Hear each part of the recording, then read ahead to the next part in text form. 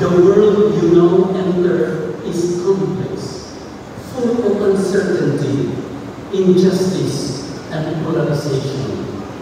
And yet, it is also a world crying for young people with courage and conscience. Your education has prepared you not to escape the challenges, but to enter them with hope and creativity. You may have so many worries now. What's next after graduation? What job will I get? Will I succeed?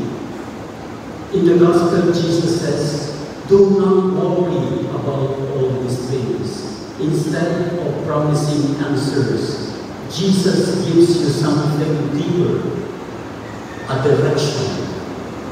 Seek first the kingdom. In other words, live today, love generously, act justly, walk humbly with God, and let tomorrow unfold in God's time.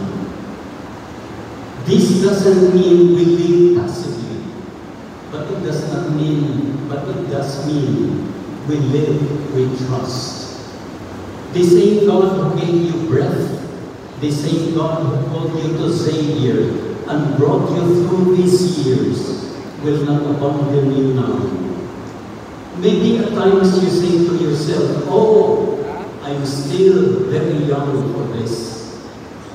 My dear graduating students, do not wait for old age, titles or positions before you begin to make a difference.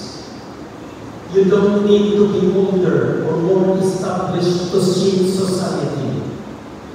Because even now, in your youth, you already have the power to effect meaningful change.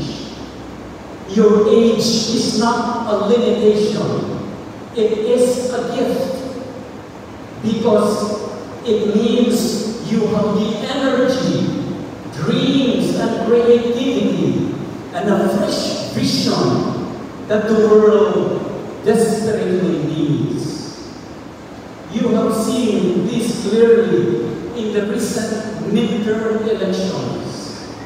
Political analysts and observers noted a striking phenomenon. Candidates with limited political machinery, those without massive campaign budgets or traditional alliances, emerged victorious. Why? Why?